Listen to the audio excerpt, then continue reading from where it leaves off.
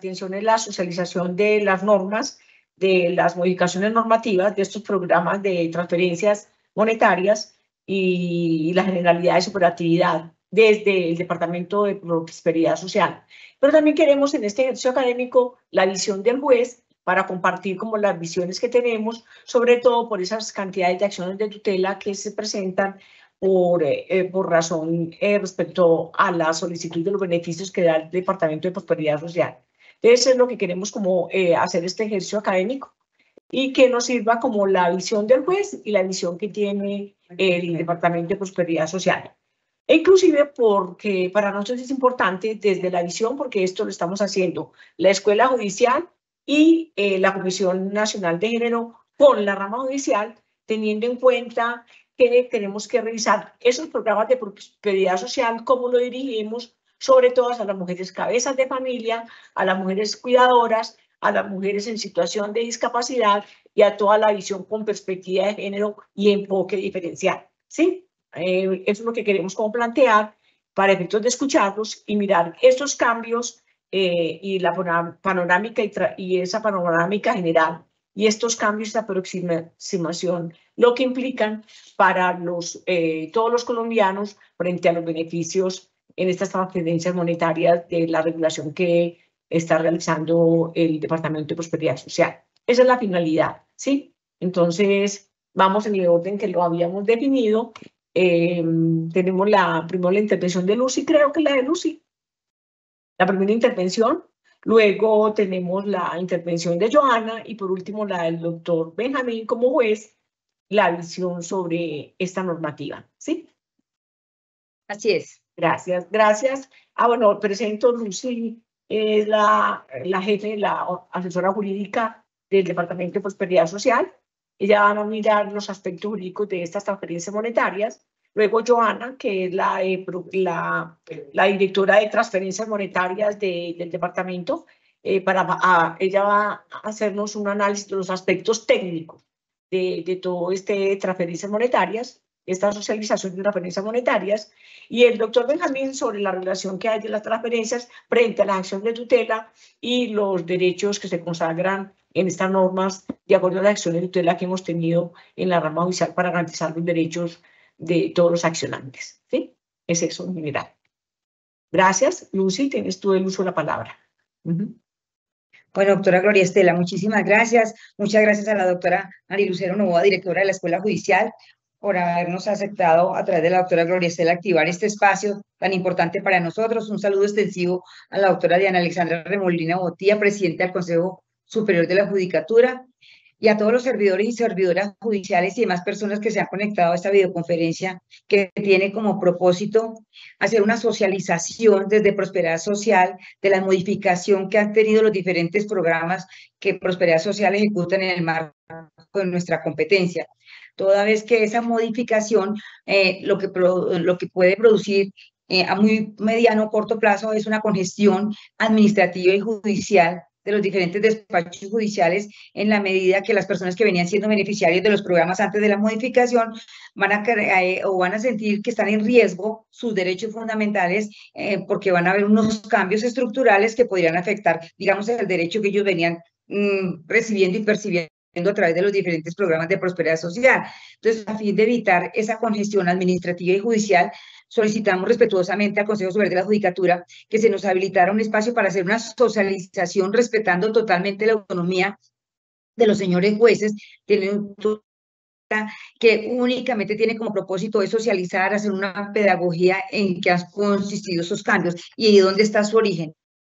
El origen de estos cambios a los que nos vamos a hacer referencia hoy están contenidos en la Ley 2294 del 2003, que corresponde a la expedición que hizo el Congreso de la República del Plan Nacional de Desarrollo para la vigencia 2022-2026, denominado Colombia Potencia Mundial de la Vida.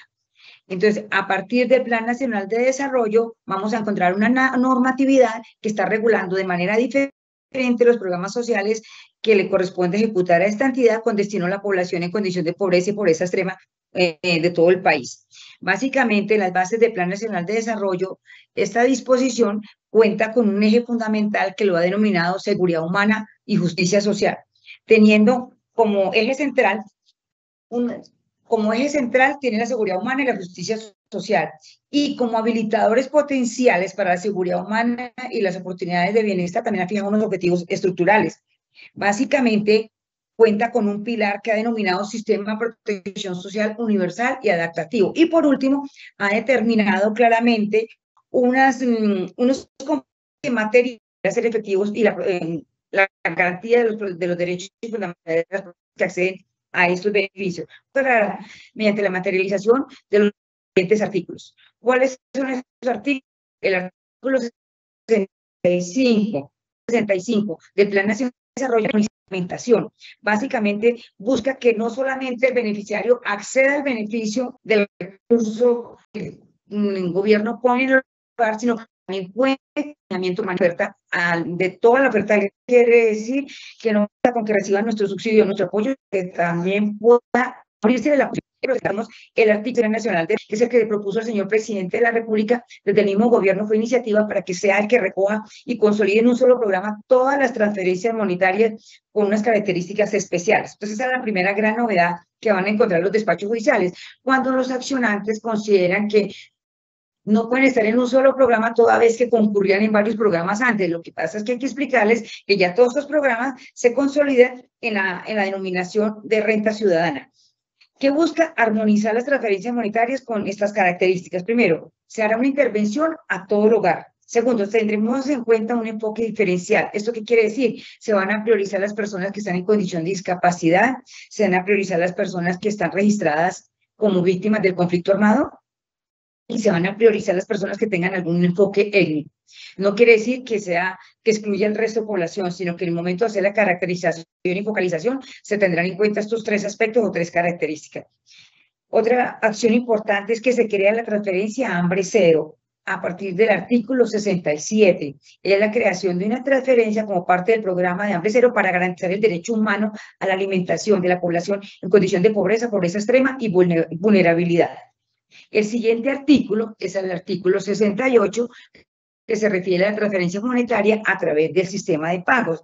Este se realizará, la canalización de los recursos se van a canalizar y se van a entregar teniendo en cuenta transferencias monetarias sin que medie una contratación de un operador. Esto es a largo plazo. La idea es que mediante este sistema el usuario o el beneficiario del programa sea el que determine cuál va a ser la modalidad para recibir ese medio de pago. Esto está en proceso también de construcción, sin embargo, nuestra directora técnica de transferencia nos explicará en qué va este avance. Y por último, tenemos el artículo 366, que es el que modifica sustancialmente el programa social de Familias en Acción, que es el que se conoce hasta hoy, y también el programa de Jóvenes en Acción. Bueno, hoy, ¿cuáles son los programas que tenemos nosotros como oferta social del Estado a través de Prosperidad Social? El programa de compensación IVA, aquí está en la fuente reguladora, tenemos el artículo primero, la ley 2010 del 2019, el decreto legislativo 812 del 2020, que fue el que nos dio la competencia a nosotros, el capítulo 2 del título 1 de la parte 6 del libro 2 del decreto 1084 del 2015, también tiene como fuente el decreto 1625 del 2016, y dos resoluciones recientes, que es la 1827 del 2023 y la 080 del 2024. Ese es el programa denominado compensación IVA. El siguiente es el decreto, la resolución que corresponde a la creación del programa Renta Ciudadana. Este ya fue creado toda vez que el mismo Plan Nacional de Desarrollo le dio la facultad a Prosperidad Social de hacer su reglamentación. No fue necesario hacerlo a través de un decreto, lo hicimos a través de una resolución, que es la resolución 079 de 2024.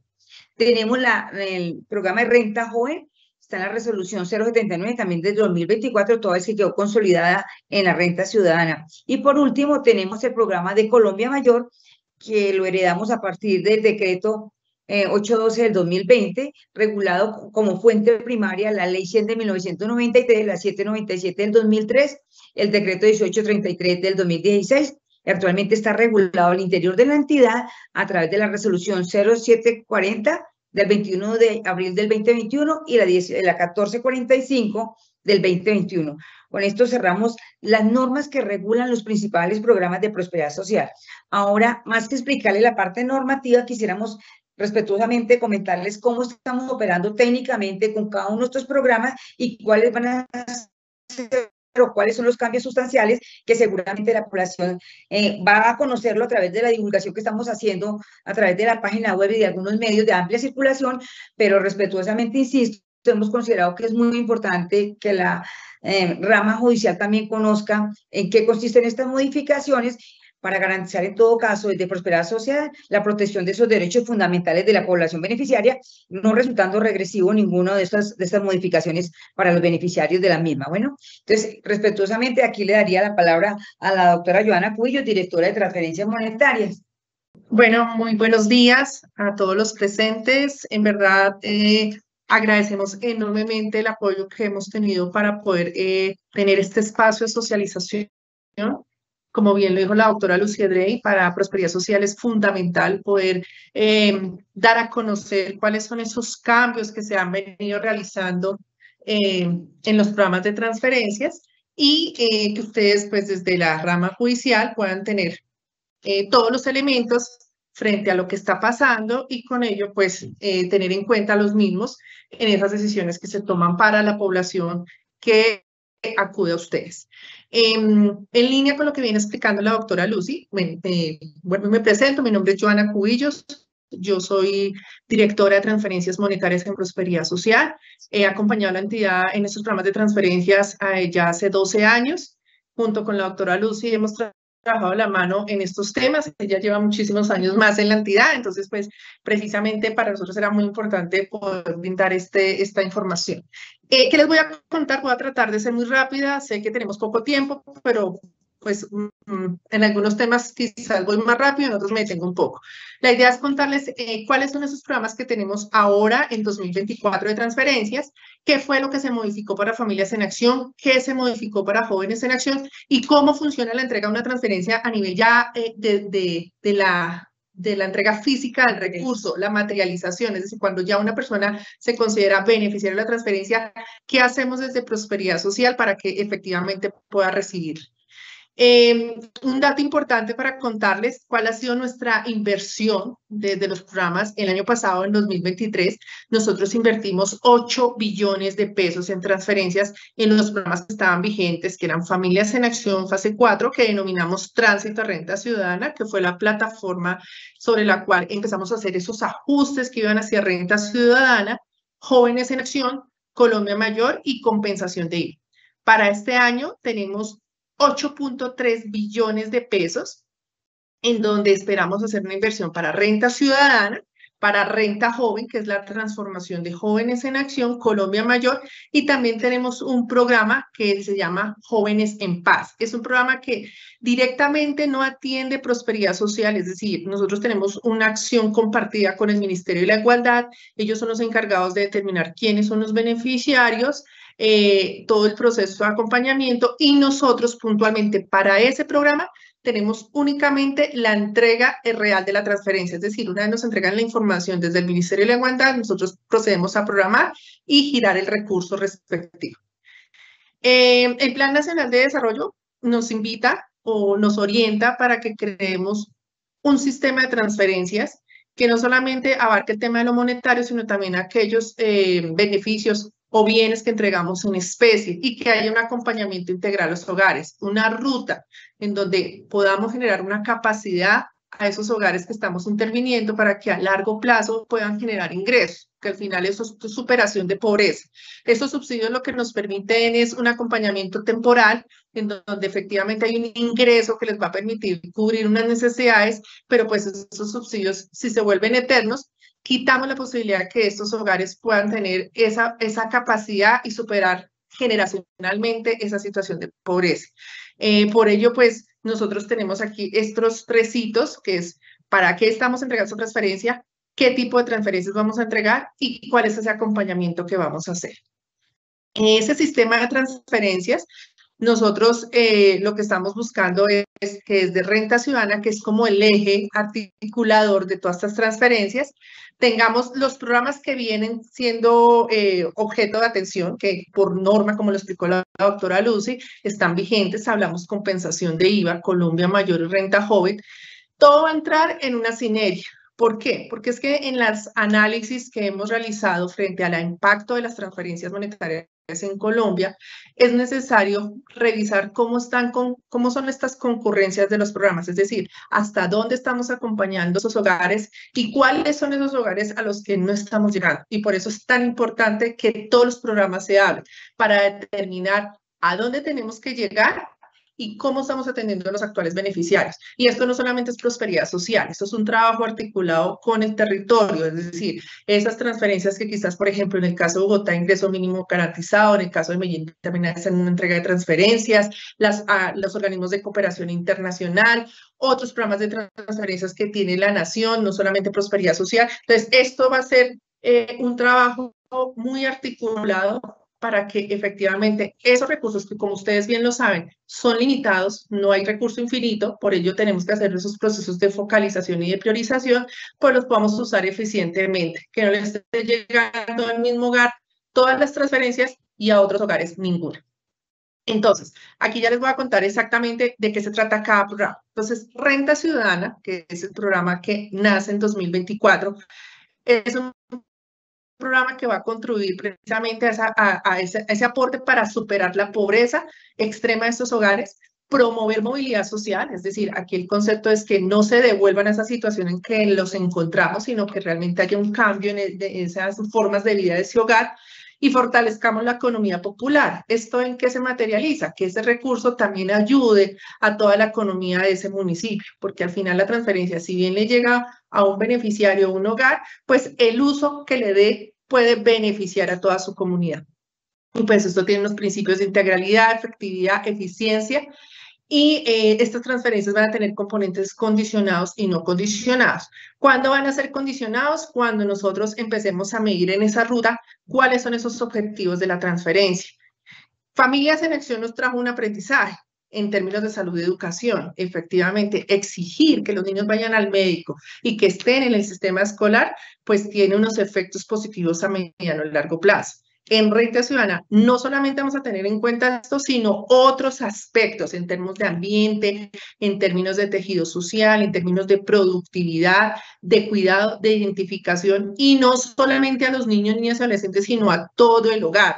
Papá, mamá, abuelos, tíos, vamos a tener hogares que no tienen niños y van a ser parte de Renta Ciudadana, y con ellos vamos a trabajar estos componentes.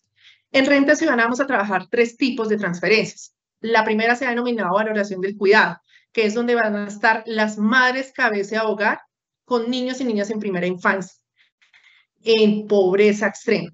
Aquí esto es parte de lo que el señor presidente ha informado en varios espacios, aquí es donde se materializan los anuncios, porque pues son los hogares que tienen mayores barreras de acceso al mercado, que tienen mayores dificultades para superar esa situación de pobreza, y es donde está la oportunidad de que esos niños crezcan con unas mejores condiciones de vida. La alimentación en la primera infancia es fundamental, por eso es que aquí se quiere dar un apoyo específico en estos hogares donde no hay para comer, porque pobreza extrema, ¿qué significa? Un hogar donde sus ingresos no alcanzan para una alimentación básica. Les alcanza apenas para 1 o 2 comidas al día. Básicamente están recibiendo en promedio por persona diariamente 7.000 pesos. Esa es la pobreza extrema, y a esos son los hogares que va a llegar valoración del cuidado. También vamos a tener en valoración del cuidado hogares en pobreza extrema con alguna persona que tenga una discapacidad que requiera un cuidado permanente. ¿Por qué? Porque esa persona pues no está generando un ingreso y el que lo cuida tampoco, y por eso están esas condiciones de pobreza extrema en cualquier edad. Por eso también un poco es que Renta ya va a dejar de ser un programa enfocado solo en familias con niños, niñas y adolescentes, sino en todos los hogares, las conformaciones que existan. Entonces, esta discapacidad va para todos, tanto niños como adultos, que estén en esta situación en donde necesiten un cuidado permanente y por tanto hayan 2 personas en ese hogar que no están generando ningún ingreso y tienen mayores barreras para superar la pobreza extrema. La segunda transferencia que vamos a entregar se llama Colombia Sin Hambre, que es para el resto de hogares que no vamos a atender en valoración del cuidado y que son pobres extremos. Es decir, con valoración del cuidado y Colombia Sin Hambre vamos a atender a todos los pobres extremos del país, a todos. Estamos hablando que de acuerdo a los datos que tenemos hoy en día del CISBEN, son 2.8 millones de hogares que se traducen en aproximadamente 7 millones de personas, entre niños, adolescentes, adultos y ancianos. Entonces, esto es uno de las grandes transformaciones y por eso la doctora Lucy dice, les comentaba que en esos análisis que hicimos nosotros previo al montaje y el diseño de toda esta política, no hay regresividad porque aquí vamos a apuntarle a sacar a millones de colombianos de la pobreza extrema y darles unas capacidades para que puedan mantenerse en el tiempo y que no vuelvan a caer en esa situación donde no tienen para alimentos. En la tercera línea se ha denominado fortalecimiento de capacidades. Es una tercera transferencia, que es una transferencia que las transferencias de valoración del cuidado de Colombia sin hambre se van a entregar periódicamente en el año. Fortalecimiento de capacidades solamente sería una vez al año y va dirigido a los hogares que están en pobreza moderada. Es decir, ya tienen para alimentos, ya tienen un medio de subsistencia, pero aún tienen unas barreras para consolidar su situación económica y social. Aún tienen barreras para acceder a algunos bienes y servicios. Esa franja de esos pobres moderados van a poder acceder a una transferencia de acuerdo a unos logros que vamos a que cumplan unas metas en ese hogar para entregar esa transferencia, es una transferencia al año. Entonces, con estas tres líneas de intervención en este diseño de renta ciudadana, vamos a abarcar a pobres extremos y pobres moderados. Pobres extremos con unos apoyos periódicos y pobres moderados con unas transferencias puntuales por el cumplimiento de unos logros para consolidar capacidad. Esto va a estar combinado con compensación de IVA. Porque compensación de IVA es un programa que se crea con el fin de mitigar el impacto que tiene el impuesto del IVA en los hogares más pobres de Colombia. El IVA es un impuesto que es igual para todos. Hoy en día es del 19%, sea usted rico, sea usted pobre, viva en lo rural, viva en lo urbano. ¿A quién les afecta más? A las personas de menos ingresos, porque es una parte de su ingreso que se va al pago de un impuesto que es indirecto, porque se paga en la compra y bienes y servicios que están marcados con IVA. Eso hace que se baje la capacidad de compra de esas personas que no tienen suficientes ingresos y por eso el programa se crea para mitigar ese impacto. Este programa está dirigido a hogares en pobreza extrema. Entonces, va a estar combinado o va a ser parte de esa articulación, armonización con renta ciudadana, porque el hogar que reciba renta ciudadana, pues va a ser el mismo hogar que va a recibir compensación de IVA, porque cumplen las mismas características, hogares en pobreza extrema. Y van a estar con, también son en beneficios o subsidios periódicos, de acuerdo a esos cupos que hoy en día existen en IVA, que es, de acuerdo al COMPE son 2 millones de hogares. Entonces aquí sí entra un proceso de priorización, mientras en renta ciudadana vamos a atender a todos los pobres extremos, 2.8 millones de hogares hoy en día en Colombia. En compensación de IVA vamos a atender 2 millones, que es lo que está hoy en día por norma, por COMPES y por disponibilidad presupuestal. Y aquí sí entra un proceso de priorización. ¿Quiénes son los más pobres entre esos pobres? Y ellos estarían entrando a recibir las transferencias tanto de renta como de compensación de IVA. El siguiente programa es Colombia Mayor, es un programa, como bien lo dijo la doctora Lucy, que llegó a Prosperidad Social en el año 2020, pero es un programa que se crea a partir de la Ley 100 del 93 como parte de esas medidas de protección de los pisos mínimos y servicios sociales en el marco de los sistemas de protección social, en donde se busca entregar un apoyo a esos adultos mayores que no logran una pensión. Este beneficio es de 80.000 pesos para todos los adultos mayores que hagan parte del programa. Tenemos unos cupos que también vienen por COMPES, que están limitados, que no depende de Prosperidad Social generar nuevos cupos. Y nosotros lo que hacemos es, trajimos la información que nos entregó el Ministerio de Trabajo, porque esto lo manejaba el Ministerio de Trabajo, ya tenía unos adultos mayores incluidos en el programa, y en la medida que se liberan cupos, es decir, que ya no estamos atendiendo a un adulto mayor por las diferentes causales, entre ellas, digamos que la que más nos genera liberación de cupos es el fallecimiento, porque pues aquí estamos atendiendo a adultos muy longevos, entonces eso hace que en la medida que fallezca el adulto mayor, pues podamos atender a un nuevo adulto mayor. En esa medida nosotros vamos ingresando adultos mayores para tener esos cupos llenos en el programa. Estos adultos mayores pues tienen que cumplir unos criterios de atención, que sean colombianos, programas solos para colombianos, que hayan residido en el país los últimos 10 años, que estén en pobreza y pobreza extrema, y pues que esto todo lo medimos, al igual que en Renta Ciudadana y Colombia Mayor, a través del CISBEN. es donde determinamos la situación de pobreza y pobreza extrema. Es el instrumento que nos dice la norma que tenemos que usar para la focalización. Nosotros todos nos lo pegamos a lo que nos dicen las diferentes normas y digamos que hay unas específicas donde nos dicen que el instrumento para focalizar en Colombia la pobreza extrema y pobreza moderada es el CISBEN. Y hoy en día existe el CISBEN 4, que es el que está regulado a través de un COMPES y un decreto que se expidió hace unos años. En Colombia Mayor, pues pronto vamos a tener un aumento. Eso lo hemos venido anunciando en los últimos días. Yo he salido en algunos medios contando.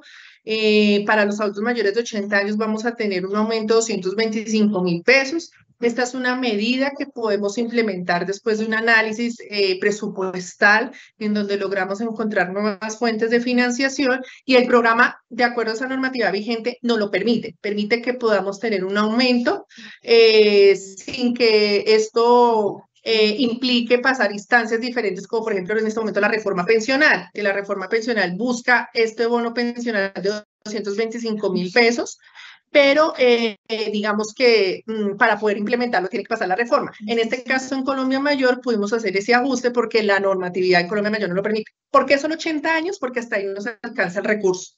Hicimos todos los cálculos y el dinero que logramos identificar esas fuentes de financiación permiten atender alrededor de 500.000 adultos, que son los mayores de 80 años. Y finalmente, el programa Renta Joven. El programa Renta Joven es la evolución o la transformación de Jóvenes en Acción. El programa Jóvenes en Acción atiende jóvenes en pobreza y vulnerabilidad. Aquí ya es un poco más amplio, ya no solamente es pobreza. Que estén en la educación, que estén vinculados en la educación superior y se les entrega un apoyo a su sostenimiento, es decir, que tengan un recurso que les permita tener para sus gastos de transporte, sus fotocopias, hasta los mismos alojamientos, porque ellos muchos se vienen a las capitales a estudiar. Entonces, este programa lo que busca es que este recurso les sirva para esos gastos. Este programa viene atendiendo 500.000 jóvenes, Jóvenes en Acción venía atendiendo 500.000 jóvenes, Renta Joven los va a seguir atendiendo. Pero en esta ocasión lo que estamos haciendo es un ajuste frente a quienes vamos a atender. Vamos a seguir atendiendo jóvenes del SENA, jóvenes de universidades públicas y ahora vamos a atender jóvenes que están en escuelas normales superiores. Eso es un tipo de educación que existe en Colombia para formar normalistas, que son básicamente profesores de las escuelas rurales. Entonces vamos a empezar a atender a estos jóvenes. Y adicionalmente, pues, estoy en un acompañamiento con todo un tema de social, de voluntariados, de empleabilidad, de emprendimiento, de incluso apoyo a la educación superior posgradual para que ellos puedan mantenerse o quizás si quieren hacer una especialización, una maestría, también hacemos ese acompañamiento. Entonces, ya estos son los programas que están vigentes. Voy a pasar a contarles qué fue lo que se movió con Familias y Jóvenes en Acción y finalmente cómo es que entregamos la transferencia. Sé que la idea es que al final hagamos una ronda de preguntas, entonces pues voy a continuar para que por favor todas las inquietudes pues las vayan apuntando y nosotros las respondemos con mucho gusto y ampliamente y todas las claridades que se requieran o si necesitan que de pronto reforcemos algún concepto.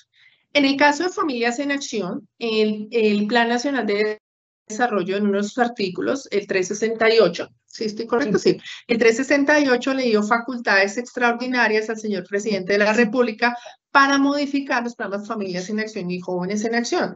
Esto en el Plan Nacional de Desarrollo, pues como bien ustedes lo saben, es un plan que pasa por Congreso, estas facultades quedaron debidamente aprobadas por el Congreso y permitieron que el señor presidente pudiera emitir un decreto con fuerza de ley en donde daba las indicaciones de que se transforman los programas vigentes hasta la fecha del Plan Nacional de Desarrollo de cara a esto que les acabo de presentar, Renta Ciudadana, cómo se va a articular con compensación de IVA, Colombia Mayor y Renta Joven.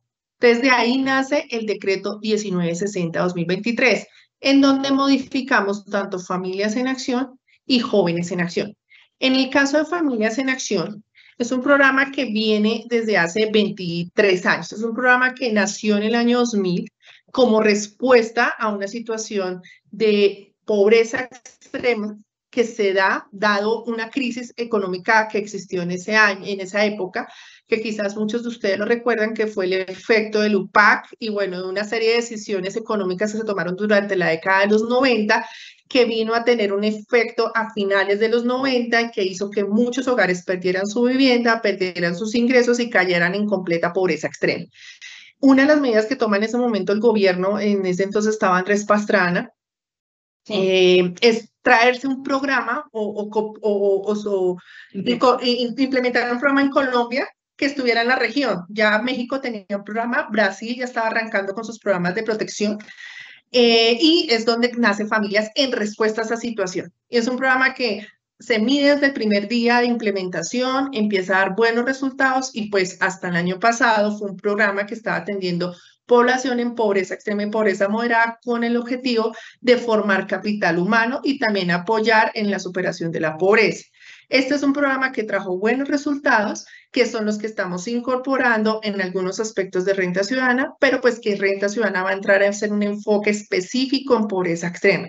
¿Por qué? Porque a pesar de esos programas que veníamos implementando, son muchos hogares, miles, millones de hogares los que están sin atención del Estado, que están en condiciones muy precarias y que no han logrado superar esas barreras de acceso a la oferta y a bienes y servicios. Por ello, se piensa en cómo transformarlo, cómo replantear las transferencias y de ahí que nace Renta Ciudadana. Entonces, ¿qué va a pasar con Familias en Acción? Familias en Acción pasa a ser una estrategia de acompañamiento familiar y comunitario y de gestión de ofertas, es decir, esos hogares de Familias en Acción que hasta el año pasado venían vinculados, los vamos a estar acompañando para que puedan acceder a rutas de empleabilidad, a gestión de capacidad, a diferentes cursos y digamos que toda la oferta institucional, tanto del nivel nacional como de lo regional, como de actores privados, como de cooperación internacional.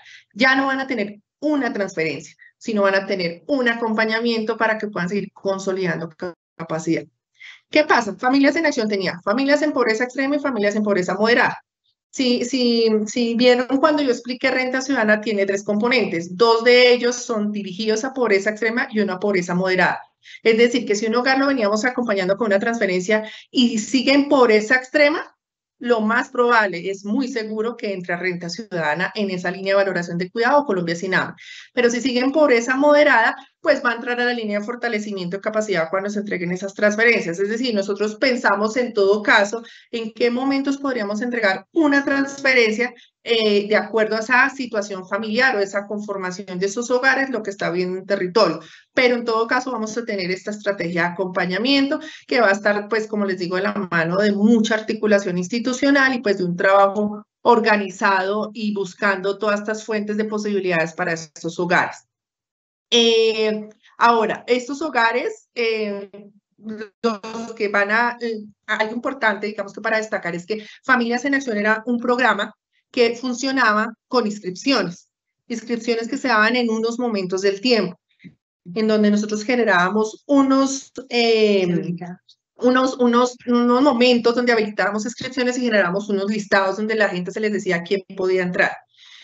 ¿Qué pasaba con ese proceso? Que si una persona era pobre extrema, pero por el instrumento de focalización no había alcanzado a entrar a ese listado, se quedaba por fuera de las inscripciones. O si no se daba cuenta, no le alcanzaba el día, se cerraba el proceso, se quedaba por fuera. Entonces, si bien Familias en Acción alcanzó a atender un grupo importante de familias, muchas estaban por fuera, muchísimas estaban por fuera y con necesidad de estas transferencias.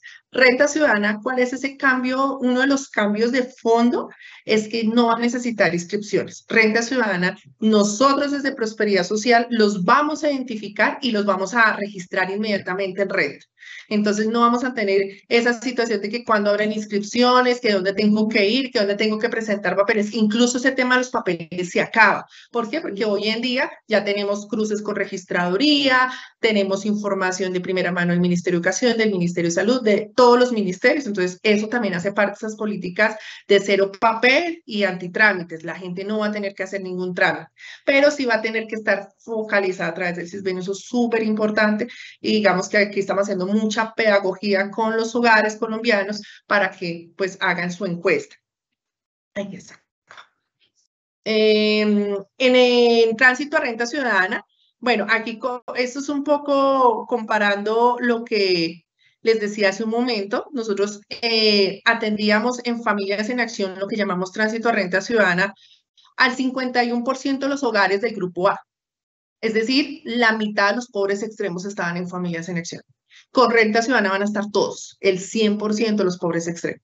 Y el grupo B, que son los pobres moderados, estábamos atendiendo alrededor del 35%. Estos hogares van a tener ese acompañamiento y van a poder acceder a fortalecimiento de capacidades, esa transferencia que vamos a entregar por ese logro, en el momento pues que se empiece a implementar, y es una transferencia que es para consolidar precisamente ese proceso en el que van estas familias. Adicionalmente, un dato que también les queríamos compartir es que incluso en Familias en Acción, por esos procesos de inscripción, estábamos atendiendo hogares que no estaban, que no eran pobres, que estaban en un tema de vulnerabilidad, que si bien es algo que se debe consolidar para que no caigan en pobreza, pues no estábamos atendiendo a todos los pobres extremos, pero sí estábamos atendiendo a una población que ya tenía más capacidad de ingreso y que tenía más estabilidad. Es decir, estos cambios que nos va a permitir enfocar los esfuerzos y sobre todo un buen uso de los recursos públicos, que se llegue al que lo necesita.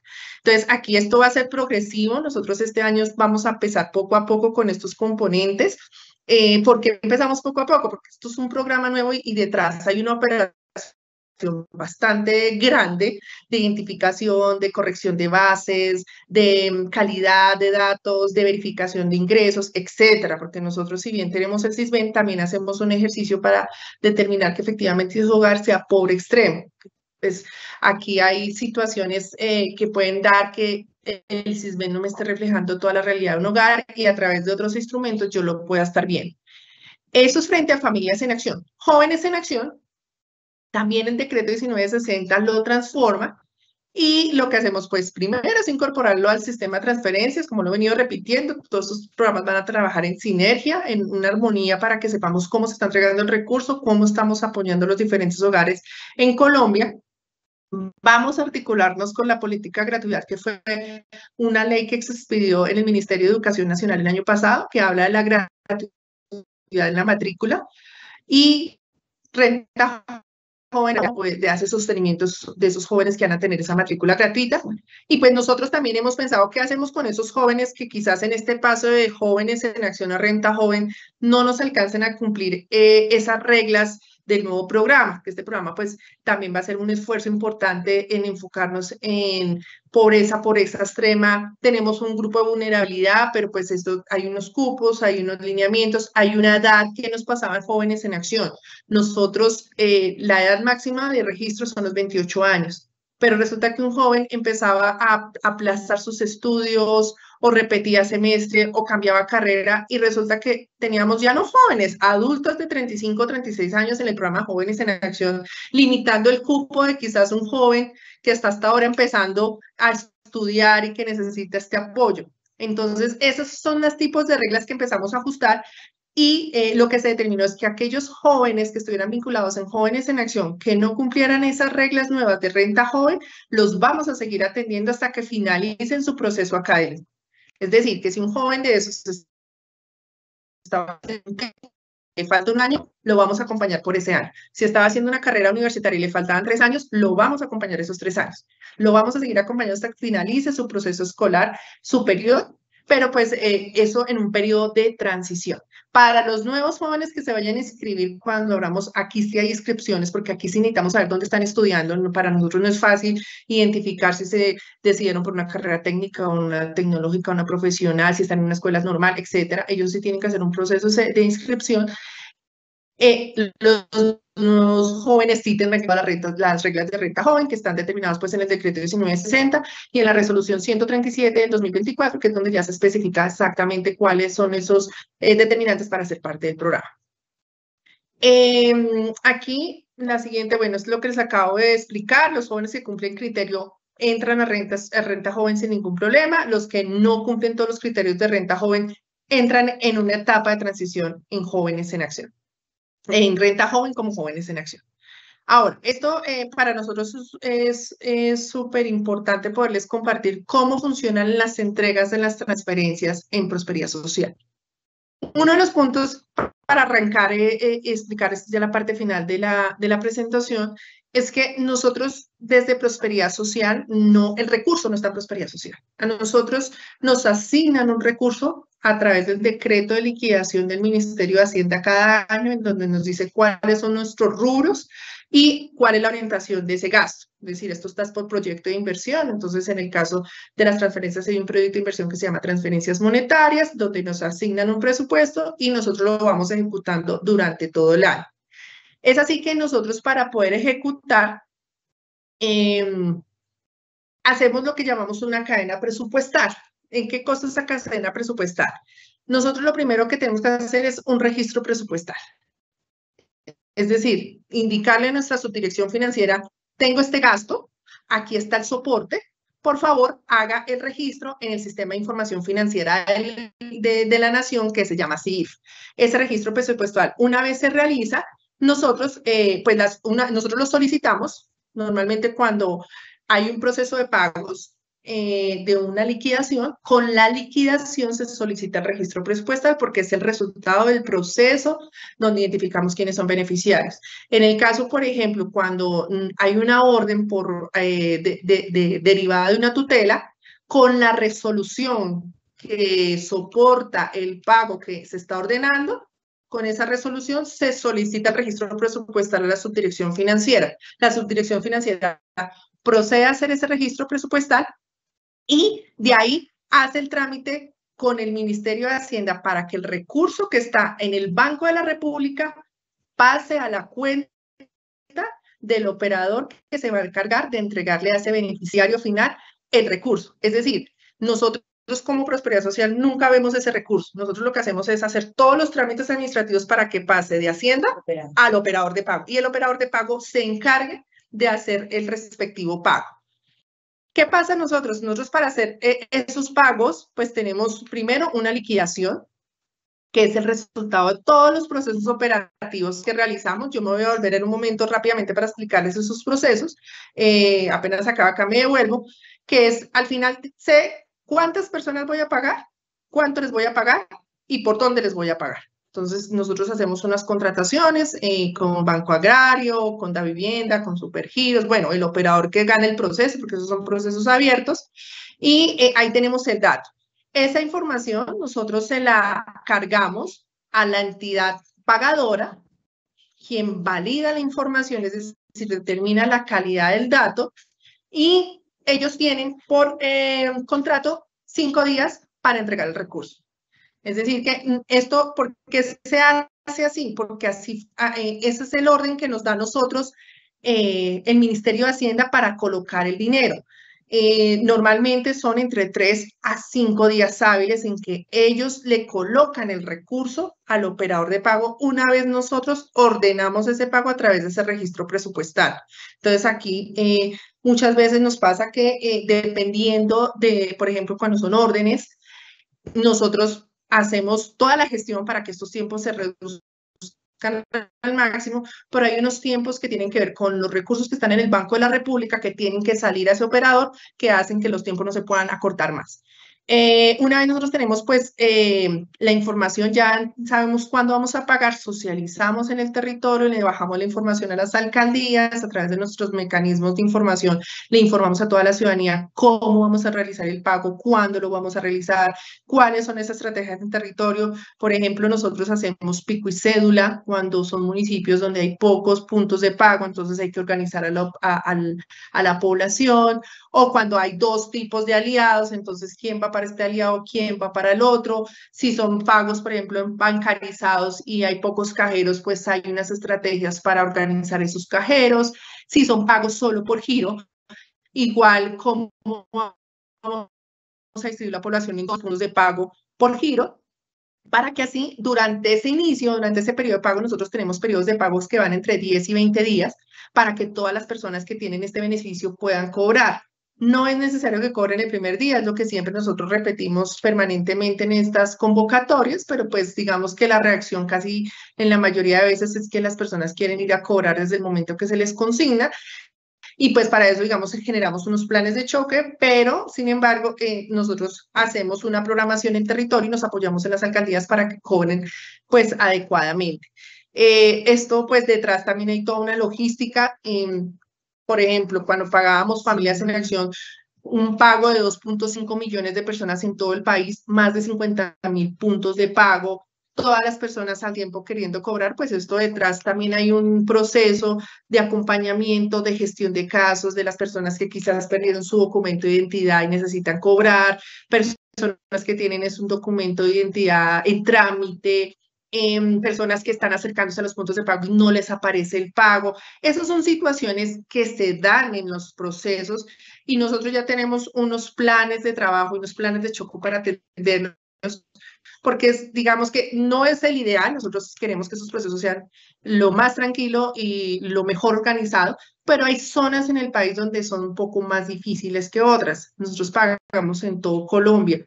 Hay partes en donde solamente hay un punto de pago, hay otras donde nos toca hacer cajas extendidas, que es una caja extendida. No hay nadie que pague. Entonces el operador de pago se va con unas personas, se lleva la plata casi que en una mochila acompañada por la policía, por el ejército y durante 3, 4 días hace el operativo de pago. ¿Por qué? Porque no hay otra forma, no hay quien pague en estos municipios. Tenemos muchos municipios en Colombia donde no hay ni un corresponsal, ni un cajero, ni un punto de pago, no hay nada. Y allá llegamos con el dinero, pero es un proceso que tiene solo unos días por la complejidad y la seguridad, porque normalmente estos municipios están en estas zonas que son tan complejas en Colombia. Ejemplo, en Catatumbo tenemos 2 o 3 municipios donde nos toca llegar con cajas extendidas. Esto es un operativo con ejército, con policía, casi que inteligencia, porque no pueden descubrir que cuando vamos, cuando hubo hace unos meses una explosión de un cajero, es porque supieron cuando llevaban el recurso y pues desafortunadamente lo atracaron. Entonces, todo eso hace parte de esa logística que nosotros vivimos en el día a día y al final, pues nosotros cuando cerramos el pago a través de una conciliación bancaria, los operadores nos dicen a quién sí le pagaron y a quién no. Tenemos unos tiempos de cobro. Cuando una persona está bancarizada, es decir, yo le tengo un producto financiero donde le puedo consignar, al momento que se consigna se da por pagada. Ya la persona es libre de retirarlo, de guardarlo, de transferirlo. Ya es parte de lo que nosotros fomentamos del buen uso del recurso, del tema de inclusión financiera y demás. Pero cuando es por giro, si las personas no se acercan en estos periodos de pago, nosotros tenemos que recoger el recurso para entregarlo de nuevo al Tesoro Nacional. Nosotros no obtenemos el recurso aquí. Entonces, el operador al final del periodo de pago me dice, tantas personas cobraron, tanto recurso no cobraron, lo voy a devolver al Tesoro Nacional. Y ahí se hace un trámite de reintegro. Una persona que no cobra, se le reprograma en el siguiente ciclo de pago. Entonces, debe esperar al nuevo periodo para poderle entregar ese recurso acumulado. Entonces, nosotros, cuando, por ejemplo, vienen personas que no pude cobrar porque estaban, no sé, en una situación de una hospitalización, la invitación que normalmente hacemos, uno, o es que se bancarice para que el próximo ciclo no tengas inconveniente. Y si no puede bancarizarse, pues le acumulamos para que en el siguiente ciclo pueda cobrar lo que le programemos más lo que se le acumule. Y eso pues a nosotros nos permite también pues garantizarle ese derecho, esa transferencia cuando cuando la programamos. Y nosotros, ¿qué hacemos para generar una liquidación? Primero identificamos las personas que cumplen con los criterios para ser parte de los programas, que eso es lo que el proceso de focalización, en donde sabemos quiénes son los pobres extremos, la conformación de los hogares, si es por inscripciones, quién se ha inscrito y demás. Después de que ya el hogar o el beneficiario hace parte de nuestras bases de datos, tienen la posibilidad de hacer novedades. Nos pueden informar un cambio telefónico, un ingreso de una persona a ese hogar, nos pueden informar, por ejemplo, cuando estaban Familias en Acción Activo, cuando los niños cambiaban de colegio, bueno, en fin, novedades, toda la información que actualice el sistema de información para que nosotros tengamos datos reales de esos hogares. Posteriormente, para los programas que son condicionados, venimos en el proceso de la verificación del cumplimiento de corresponsabilidad. Y aquí es súper importante el tema porque nosotros como entidad del gobierno, entidad del Estado, hacemos procesos de validación con fuentes oficiales. Nosotros usamos siempre todos los espacios de colaboración que tenemos con las diferentes entidades para tener datos precisos de los beneficiarios que están cumpliendo con sus compromisos de corresponsabilidad. Y esto es súper importante, ¿por qué? Porque es que muchas veces nos llegan los beneficiarios informándonos que sí cumplieron, pero la base de datos de donde sacamos la información no tiene ese cumplimiento. Nosotros lo que hacemos es que en ese sentido de colaboración con las entidades, remitimos y hacemos ese seguimiento de que el caso se revise, pero es la entidad que genera la información de fuente la que nos va a decir si es así o no. ¿Por qué? Porque es la forma en que nosotros, como estos son recursos públicos, nosotros estamos vigilados todo el tiempo por Contraloría, nosotros estamos con los entes de control permanentemente observando cómo estamos ejecutando esos procesos y de dónde estamos sacando la información, pues la forma que lo hacemos es a través de estas fuentes que son auditadas y de calidad por parte de las diferentes entidades. Una vez un hogar cumple con esas corresponsabilidades, que en el caso actual son renta joven y renta ciudadana, Colombia Mayor y compensación de IVA no tienen que cumplir con responsabilidad, ellos se saltan este paso 3. Entramos a revisar condiciones de permanencia, es decir, que efectivamente ese hogar o ese beneficiario cumpla con las reglas establecidas, y de ahí se generan unas suspensiones que tienen un debido proceso. Los hogares y los beneficiarios tienen el derecho a la defensa en esos casos de suspensiones. ¿Por qué suspendemos? Porque los encontramos con documentos no vigentes en la registraduría, porque nos hacen un reporte de fallecimiento, porque nos están dando indicios de mejoramiento socioeconómico. Es más, nosotros tenemos un listado por programa. Todo indicio de que un hogar o un beneficiario no cumple con las reglas de permanencia genera una suspensión. Si se demuestra que ese indicio no correspondía a ese hogar o ese joven o ese anciano, se le vuelve a activar en el programa para que siga recibiendo los beneficios. Si no, al final del proceso, pues puede generar un retiro. Pero aquí es súper importante porque es que nosotros tenemos que cuidar, velar, porque esos recursos lleguen al que sí lo necesita y al destinatario. Entonces, no es simplemente que la persona nos diga que sí es pobre. Primero tenemos que verificarlo a través de los instrumentos de focalización y segundo, a través de estos cruces, nosotros determinamos si efectivamente esa condición de pobreza existe. Nosotros tenemos en este momento fuentes de información como lo es la ADRES. La ADRES es el que recoge la información de cotizaciones y ahí tenemos temas de ingresos y podemos determinar cuándo hay ingresos altos. Eso, nosotros tenemos, digamos, unas fórmulas en donde determinamos hasta qué tope de ingreso permitimos y cuando ese tope se supera, genera una suspensión. Todo eso técnicamente está sustentado y a los hogares se les informa, nosotros hacemos un proceso de notificación, les decimos cuál es la causal y cómo puede subsanarla para que en los casos específicos puedan pues hacer ese derecho a la defensa. En el caso del Sisbén, por ejemplo, el Sisbén tiene unas marcas que dicen que las encuestas están en validación. Si una encuesta está en validación, nosotros no la podemos utilizar para los procesos de pago, porque hay un decreto que nos dice que todos los registros que estén en validación no pueden ser utilizados para las transferencias. Entonces, muchos hogares tienen la situación de que las encuestas están en validación o en verificación y aunque pueden ser pobres o pobres extremos, hasta que nosotros no tengamos esa validación, no podemos seguir entregando una transferencia. Esos son parte como de todos los ítems que tenemos nosotros en cada programa de qué puede generar una suspensión. Finalmente, hogar o beneficiario que pase los 4 puntos, entra el quinto, que es la liquidación, es decir, donde determinamos cuánto le vamos a pagar y hacemos la programación de esa transferencia. Esto ya, pues ya se los expliqué, que es cómo generamos el pago. Y pues para cerrar, bueno, esta la queríamos compartir, que nosotros firmamos unos contratos con los operadores de pagos. Esos son procesos que se dan en selección abierta.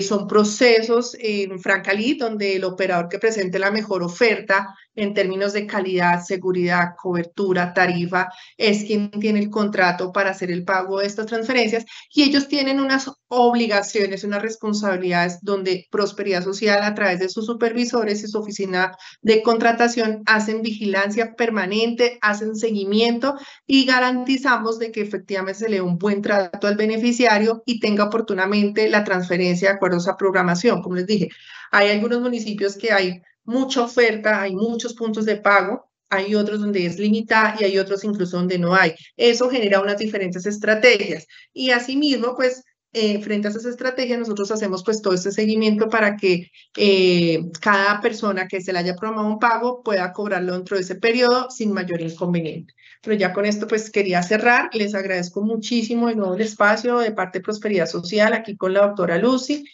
Hola, buenos días para todos. Un saludo especial a la doctora Gloria López, a la directora de la Escuela Judicial, a los funcionarios del DPS y a todos los que nos hacen posible este evento, que agradezco y reconozco mucho en nombre de los jueces de la República. Pues no, en primer lugar, más allá de la mirada propiamente de los jueces que se quiere evidenciar en este escenario, nos preocupa, o en el caso particular, es el tema de estas políticas públicas que en efecto logren materializarse o logren realizarse en favor de los ciudadanos a quienes están dirigidas. La idea sería que nosotros como jueces no tuviésemos que intervenir en ningún escenario de este proceso, ¿sí?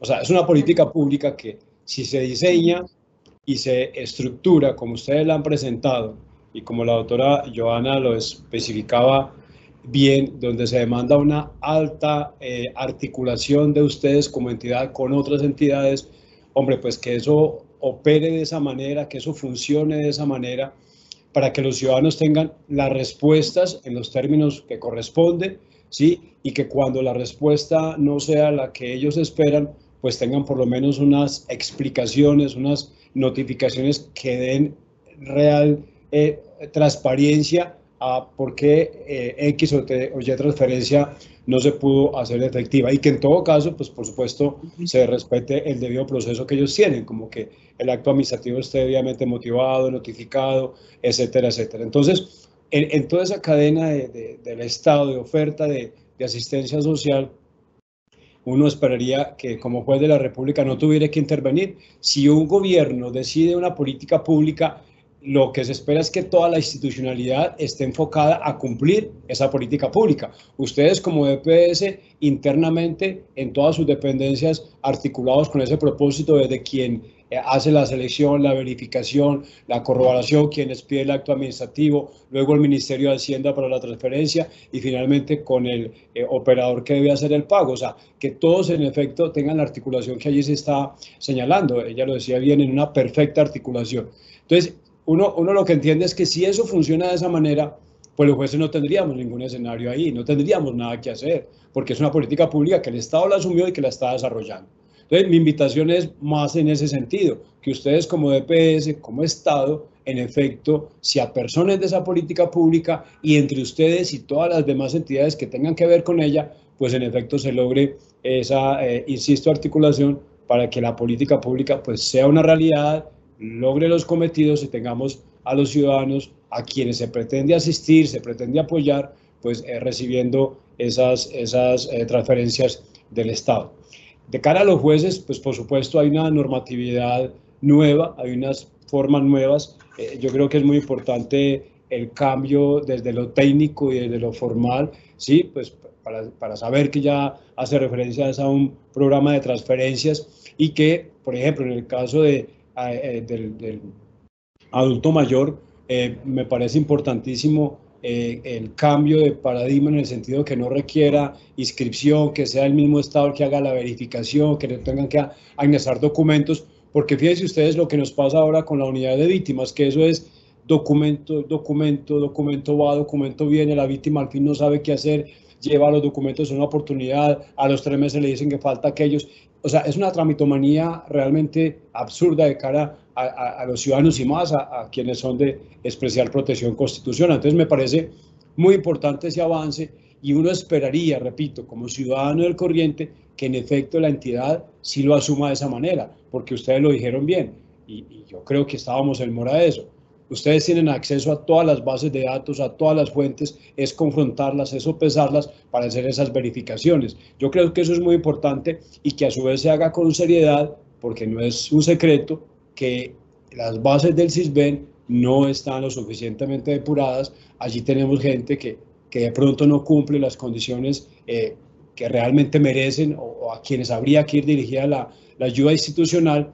Lo digo porque como la experiencia que tuve como juez y magistrado en tierras, pues descubríamos que muchas personas aparecían cisbenizados en estrato 1, 2, 3 y resulta que eran dueños de 3, 4, 5 inmuebles o un solo inmueble valía patrimonialmente una cifra importante, pues que no le daría para calificar allá. Entonces, que eso podría distorsionar un poco la transferencia de los recursos. Por eso es muy importante que no solamente nos quedemos con lo que está reportado por el CISBEN, sino que eso lo podamos confrontar con otras bases de datos, pero que al ciudadano luego se le explique con suficiencia que es que o se suspende o no tiene derecho a ese subsidio, porque a pesar de que aparece en el SISBEN, se ha confrontado, se ha contrastado con otras fuentes donde aparece que tiene otros ingresos, tiene otro patrimonio y que hace que no pueda estar calificado en esa condición. Porque de allí seguramente se van a derivar pues acciones de tutela, porque si no le damos una respuesta consecuente, no damos un soporte objetivo de que en efecto eso es así, pues claro, él va a decir, me están violando mis derechos, me están violando mi proceso, entonces viene la acción de tutela. Entonces, yo creo que es eso, y es muy importante que esta diapositiva que nos compartieron, así sea como mera actualización, pues nos la dejen para que a través de la Escuela Judicial nosotros podamos acceder a ella en la página de la Escuela Judicial, porque de alguna manera está condensando toda la normativa que regula el tema. Ustedes entenderán que nosotros como jueces tenemos 50.000 casos que atender al mismo tiempo y a veces a uno se le escapa o la última resolución o algún decreto que modificó una partecita. Entonces, tenerlo condensado como ustedes lo tienen ahí es muy importante. Pues yo, por supuesto, gracias a Dios, yo lo tengo porque me lo compartieron, pero donde todos los jueces pudiéramos acceder a él, puede ser también en la página web de ustedes, donde se diga cómo está toda condensada, y eso, por supuesto, a nosotros al momento de resolver las tutelas va a ser un apoyo muy, muy importante. Entonces, pues es como la visión que tengo, es simplemente un clamor que yo creo que sería de muchos jueces del país, en que ustedes como Estado, como institución pública, en efecto, asuman esto que es una política pública que la veo mucho más ampliada, que la veo mucho más generosa, con más ambición de cobertura, pues que en efecto no termine siendo un escenario de frustración para los ciudadanos y de más congestión para la rama judicial, porque cada política pública que no asume el Estado como debe ser, pues termina en los despachos judiciales y todo cumpliéndose por órdenes de jueces, que no es el deber ser, porque eso coopta nuestra capacidad de ejercicio, coopta nuestra capacidad de respuesta. Entonces, un gran número de ciudadanos, que no son los que están beneficiados con la política pública, pero que esperan una respuesta de los jueces, no la pueden tener oportunamente porque tenemos que estar atendiendo tutelas y tutelas de esta naturaleza, ¿sí? Que es lo que nos pasa, por ejemplo, hoy en día con el tema de las indemnizaciones y las ayudas con la unidad de víctima. Rogaríamos, imploraríamos que no vamos a llegar al mismo escenario, ¿sí? Donde hay una gran aspiración de cobertura, pero que luego se dice que el presupuesto no alcanza. Entonces yo veía ahora como la doctora Johanna explicaba que cada inicio de año el ministerio hace una transferencia y esa transferencia de recursos es la que se va a ejecutar durante ese periodo fiscal. Entonces la aspiración es que la transferencia que se haga, hombre, que se haya dimensionado realmente cuál es la población objeto de cobertura, que en efecto sí se pueda cubrir, porque de lo contrario, repito, estaremos en el caos en que estamos hoy en día con la unidad de víctimas que no paga las indemnizaciones porque no hay criterios de priorización, y resulta que esos criterios de priorización pues es básicamente o que la víctima esté con cáncer, casi muriéndose, enfermedades catastróficas, y resulta que hay gente que tiene ya su prestación reconocida en una resolución que está en firme y lleva 1 año, 2 años, 3 años, 4 años esperando que se haga efectiva y no se hace, pues justamente alegando o pretextando aspectos presupuestales. Sería muy importante, doctoras, que en el DPS eso se proyecte bien, se planee bien, para que luego no tengamos un elemento adicional a los muchos que ya tenemos para colapsar aún más la rama judicial a través de acciones de tutela. Básicamente esa es mi participación. Muchísimas gracias. Doctor Benjamín, muchísimas gracias. Sus observaciones son muy valiosas. Tendremos en cuenta lo del material porque ya ha quedado a disposición de la Escuela Judicial, y si consideran que debemos ampliarlo, estamos listos para ampliar este material. También haremos una divulgación interna que dará a disposición de toda la rama judicial a través de nuestra página web, y sin duda creeríamos que no vamos a llegar al punto de la congestión en los despachos, toda vez que justamente acudimos al despacho de la doctora Gloria López cuando empezamos el proceso de reglamentación del Plan Nacional de Desarrollo que evidenciaba esos cambios, y esas modificaciones podían llevar a esa congestión administrativa y judicial, y lo estamos haciendo, creeríamos que a tiempo, porque aún estamos reglamentando algunos artículos, y los que ya fueron reglamentados en este momento es que estamos dando inicio a esa nueva etapa con toda la ruta y la explicación técnica que explicó aquí la doctora Johanna, y creeríamos que no tendríamos que llegar al punto de congestión en la medida que estamos actuando oportunamente. Muchísimas gracias. ¿Quieres complementar algo? De verdad, creo que estos son un espacio muy valioso para la Dirección de Transferencias para la Oficina Jurídica. Nosotros, como bien dice el doctor Benjamín, nuestro propósito es cumplirle al país con estas políticas. Como usted bien lo mencionó, es un proyecto muy ambicioso. Los recursos que tenemos proyectados y que hoy en día nos han asignado nos permiten dar cuenta de que vamos a poder llevar a cabo estas líneas de intervención, que vamos a poder cumplir y poder ejecutar todo el recurso. Este año es un año de transformación, un año que vamos a arrancar, vamos a empezar a ir informando e implementando gradualmente. Ya esperamos en 2025 estar con todo, empezar 2025 con todos los beneficiarios que esperamos, con toda la información. Así que, pues de verdad, muchas gracias por el apoyo que nos puedan prestar. Y como usted lo dijo también en una de sus intervenciones, frente a la calidad del dato, yo no lo nombré, pero hay un tema muy importante que es el registro social de hogares, el registro universal de ingresos, que nos va a permitir dar más consistencia a los datos, es decir, identificar lo que usted nos acaba de mencionar, esas personas que quizás hacen, toman caminos para poder estar en el CISBEN en unas clasificaciones que no les corresponden y que le están quitando la oportunidad a otro hogar. Entonces, en eso también estamos trabajando fuertemente para poder tener la información más depurada posible y llegar con los recursos a quien lo necesita. Perfecto, muchísimas gracias. Sería muy importante, el último, usted lo mencionó, la difusión amplia de estos cambios para el ciudadano. O sea, ya es muy importante que lo hagan con nosotros como rama judicial, ya lo destaqué y lo valoro muchísimo, pero también es muy importante que lo hagan en la mayoría de medios que puedan, ¿sí? Para que el ciudadano le quede claro cuál es la ruta, porque luego se vienen apresuradamente a demandar ese servicio cuando todavía no se ha cumplido la ruta o ni siquiera se ha concretado. Entonces, que ellos también sepan de los cambios, ¿sí? Y de cómo faltarlos para que no vengan a colapsarnos pidiendo antes de, ¿cierto? Sin que se haya definido el asunto.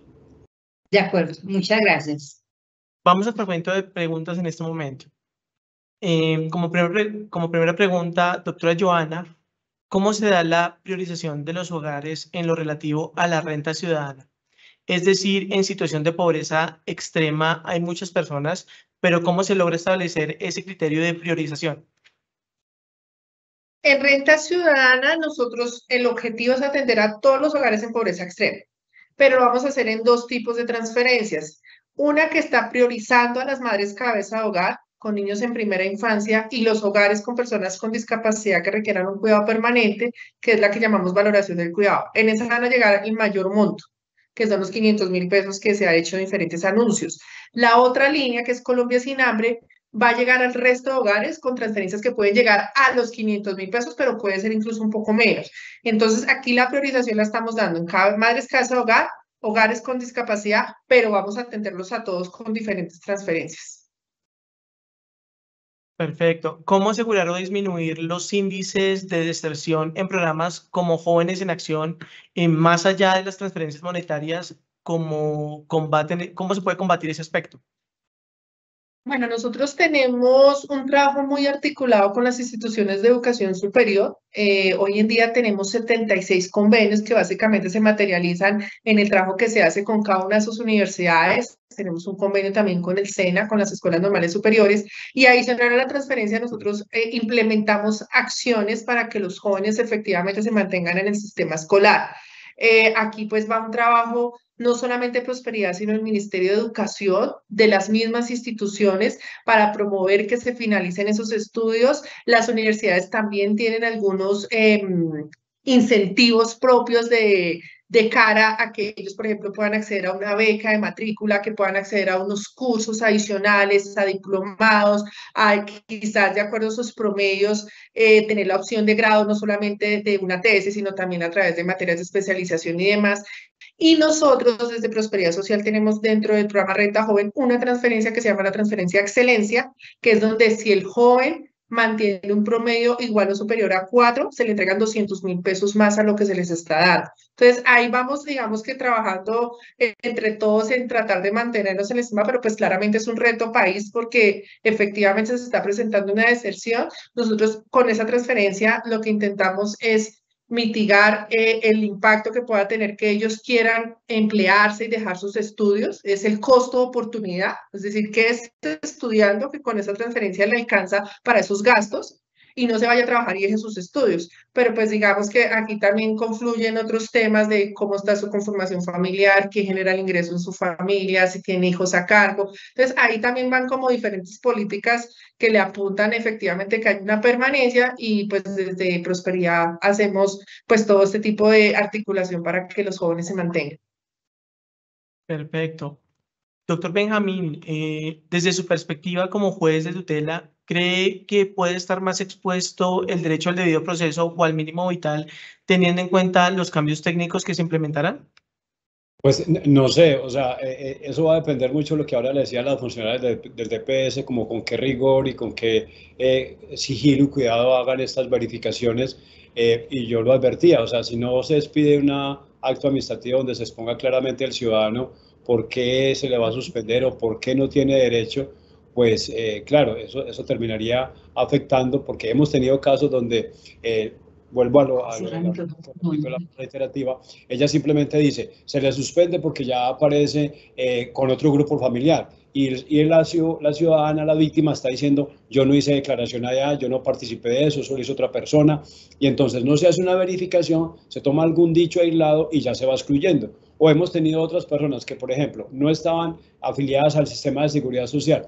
De pronto las afilian como beneficiarias, no como cotizantes, y por el solo hecho de estar ya como beneficiarias las excluyen porque se supone tiene un ingreso. Entonces, esos aspectos que se miran de pronto ligeramente, pues para el ciudadano implican una afectación a su debido proceso y terminan llegando a nosotros. Por eso yo insistí ahora que es muy importante que se hagan esas valoraciones y se confronte para que haya elementos objetivos al momento de suspenderse o negarse un acceso a una transferencia de esta naturaleza. Quisiéramos complementar, doctor Héctor. Perfecto. Sí, doctor Héctor. Obviamente tenemos que respetar el debido proceso. Vamos a implementar un ABC interno, un boletín donde vamos a decir el paso a paso al ciudadano, también el paso a paso a las diferentes áreas involucradas al interior de la entidad, que sea totalmente integral tanto para la entidad como para el beneficiario. Pero también es cierto algo, históricamente, cuando los beneficiarios nuestros quieren acceder a los programas, no siempre están esperando la ruta y el procedimiento adoptado para ese efecto. Muchas veces promueven la acción de tutela o el derecho de petición, aún sin determinar si puede acceder o no, o muchas veces teniendo la certeza que pueden acceder al beneficio sin la tutela o sin el derecho de petición, acuden a él. Entonces, y en ese caso, pues no se configura la violación al debido proceso, sino que es el ciudadano el que opta por empezar por la tutela o por el derecho de petición antes de estar listo a recibir el beneficio de la oferta social del Estado. Pero igual internamente vamos a adoptar un mecanismo para explicar el paso a paso. Tiene mucha razón, es verdad. Tenemos una comunidad a veces proclive a, de cultura de la tutela, sí. Y a no esperar los procedimientos ni a no esperar como las oportunidades. Eso no se puede desconocer. Por eso también mi insistencia ahora que hagamos una buena campaña de información muy didáctica, así como me parece muy bien lo que usted dice de una ABC, o a veces utilizar como hace, qué sé yo, perdone el ejemplo, la Corte Suprema para explicar una sentencia que lo hace figurado, un poco dramatizado. Sí, no lo recomendaron, sí, tienen más herramientas en ese sentido, pero eso impacta bastante y uno ve, pues lo digo como docente, uno ve que a la gente le cala más y se asimila más fácil el mensaje. De acuerdo, así es. Gracias. En este momento le damos paso a la doctora Gloria Estela López Jaramillo. Bueno, gracias. Doctor Benjamín, definitivamente, como siempre, muy preciso. Creo que para nosotros, como magistrado de la Sala Civil del Tribunal Superior de Medellín, antes estuvo en la Sala de Instrucción de Tierras, que sabe con mayor razón cómo son las reclamaciones de las poblaciones vulnerables. Él conoce bien en detalle, y la importancia de que ustedes escucharan la visión desde la rama frente a la acción de tutela, y como lo dijo él, está muy bien estructurado todo ese beneficio, pero adicionalmente lo que falta es darlo a conocer, por lo menos una cartilla que se puede difundir en todo el sector, para que se conozca en más detalle cómo está regulado, ¿sí? Porque sabemos que es una población muy exigente, y a veces acuden de manera inmediata sin mirar primero la reclamación que puedan hacer y que se resuelva el derecho de petición, pero la pretensión es que se estructura muy bien todo este apoyo que se presenta a la comunidad vulnerable, pero al momento de concretarlo es donde se viene a tener la dificultad.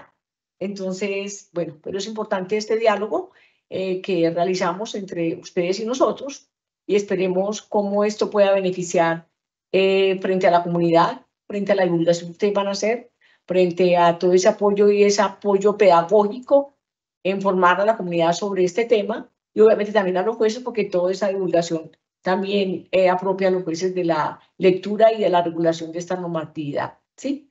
Y la regulación después de este tema específico, para ser más clara. Doctor Benjamín, mil gracias. Lo mismo a ustedes, Luz y Joana, mil gracias, ¿sí? Esperemos cómo se avanza en este tema y si no, pues tendremos una otra jornada de formación en este tema donde veamos el impacto que tuvo este ejercicio para el futuro y si no, pues revisar qué podemos hacer en un futuro próximo, ¿sí?